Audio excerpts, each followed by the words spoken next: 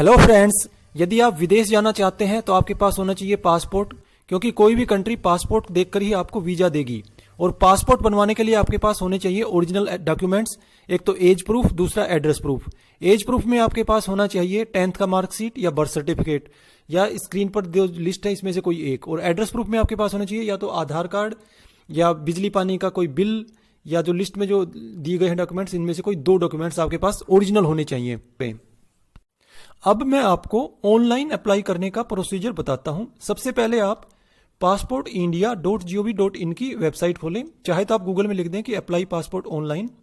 इनका home page आ जाएगा, उस पर लिखा है रजिस्टर हियर, उस पर क्लिक करें। उसके बाद आपने कुछ बेसिक डिटेल्स डालनी है। रजिस्टर तभी कर पाएंगे जब आपके पास कोई ईमेल आईडी होगी, एक मोबाइल नंबर और अपनी डेट ऑफ बर्थ डाल के आप कर सकते हैं। जो ईमेल आईडी होगी उसी को आप लॉगिन नेम बना लें। इस ईमेल आईडी पर आपके पास एक ईमेल आएगी पासपोर्ट ऑफिस की तरफ से। उस ईमेल आईडी पे जब आप खोलेंगे उस ईमेल को, तो उस लिंक पर क्लिक कर दें। जैसे ही आप इस लिंक पर क्लिक कर देंगे, आपका रजिस्ट्रेशन सक्सेसफुल हो जाएगा। अब आपने उसी को ईमेल को आईडी को ही लॉगिन नेम बना लें और फिर अपना पासवर्ड डाल के अब प्रोसेस स्टार्ट करें। सबसे पहले आपने बताना है इसके अंदर कि आप फ्रेश पासपोर्ट मतलब उसके लिए अप्लाई कर रहे हैं। उसके बाद ऑनलाइन आपने क्लिक करना है कि ऑनलाइन पे आपको डाउनलोड नहीं करना फॉर्म। उसके बाद आपका पासपोर्ट सेवा केंद्र कौन सा है, जैसे गुड़गांव से है तो आप गुड़गांव सेलेक्ट कर लें, यानी दिल्ली के अंदर भी कई सारे PSK आते हैं। उसके बाद आपकी कैटेगरी कौन सी है वो आपने बतानी है। एक इसमें इंपॉर्टेंट क्वेश्चन आता है कि आप NECR में आते हैं यस या नो, तो आप इसने यस कर दें, क्योंकि कोई भी 10वीं pass candidate non immigration check required में आ जाता है। इसके बाद आपने बताना है कि आप नया फ्रेश पासपोर्ट बनवा रहे हैं या री इश्यू करवा रहे हैं, यानी रिन्यू करा रहे हैं। उसके बाद जल्दी नहीं है तो आप नॉर्मल कैटेगरी रखिए, तत्काल में फीस ज़्यादा लगेगी आपको। और उसके बाद फिर आपको पेजेस कितने चाहिए, 36 या ज़्यादा ट्रैवल करते हैं तो ज़्यादा पेज लीजिए। और री इश्यू कराने का रीजन क्या है आपका, यानी कि आपका गुम हो गया है या एक्सपायर हो गया है।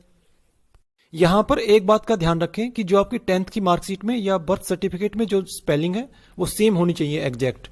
उसके बाद आप बताएंगे कि आपके पास एड्रेस प्रूफ में क्या है, एज प्रूफ में आपके पास क्या है। फिर आपसे पूछता है कि क्या आप पासपोर्ट की SMS सेवा लेना चाहते हैं। यदि हाँ तो आपके पासपोर्ट सेवा केंद्र पर 50 रुपीज़ डिपॉजिट करने पड़ेंगे। और जो भी इन्फॉर्मेशन पूछता जाए आप उसमें फिल करते जाइए और नेक्स्ट करते जाइए। फिर आपको बताना है कि क्रिमिनल रिकॉर्ड है या नहीं, तो इसमें नो कर दें। और उसके बाद फिर आपसे पूछेगा कि आपका जो प्रीवियस पासपोर्ट है उसकी क्या डिटेल्स हैं, वो उसका पासपोर्ट नंबर वगैरह फिल करें। इस तरह से जो भी इन्फॉर्मेशन आपसे पूछता जाए उसको फिल करते जाएं और नेक्स्ट करते जाएं।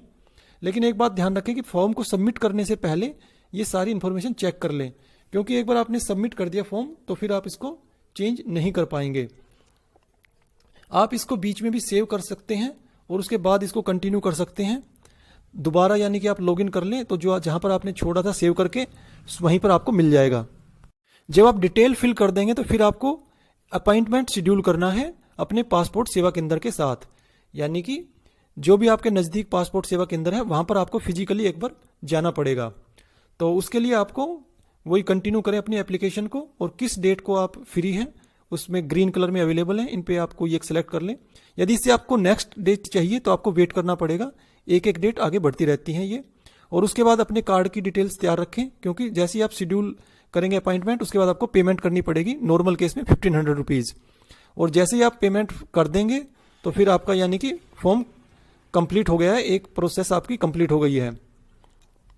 सबमिट कर दें फॉर्म, और सबमिट करने के बाद फिर अब आपको उसी डेट पर जाना पड़ेगा पासपोर्ट ऑफिस में। यदि आपके फ़ोन पर SMS नहीं आया तो यहाँ पे नीचे जो लिखा हुआ गेट अपॉइंटमेंट SMS, ये आप SMS ले लें। आपको कोई प्रिंट आउट की जरूरत नहीं है, आप चाहें तो प्रिंट आउट भी ले सकते हैं, लेकिन आप SMS देखकर भी दिखाकर वहाँ पर एंट्री ले सकते हैं।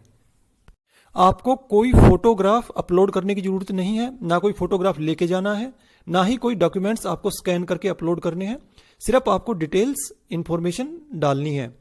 और गुड़गांव के अंदर जो पासपोर्ट सेवा केंद्र है वो है उद्योग विहार के अंदर M&M टावर, जो हाईवे पर एयरटेल की बिल्डिंग है उसके ठीक पीछे है ये M&M टावर। और अपने ओरिजिनल डॉक्यूमेंट्स आपको साथ लेके जाना है, साथ ही उनकी एक फोटोकॉपी जरूर साथ लेकर जाएं। जब आप पासपोर्ट सेवा केंद्र में जाएं तो अपने ओरिजिनल डॉक्यूमेंट्स के साथ साथ उनकी एक फोटोकॉपी भी लेकर जाएं। यदि आपने पासपोर्ट SMS सर्विस के लिए यस किया था तो यहाँ पर आपको उसके 50 रुपीज़ भी डिपॉजिट करने पड़ेंगे। इसके बाद बस आपकी पुलिस वेरिफिकेशन होगी। पुलिस वेरिफिकेशन में हो सकता है कि आपके घर पर फ़ोन आए या वो आपको वहीं थाने में बुला लें।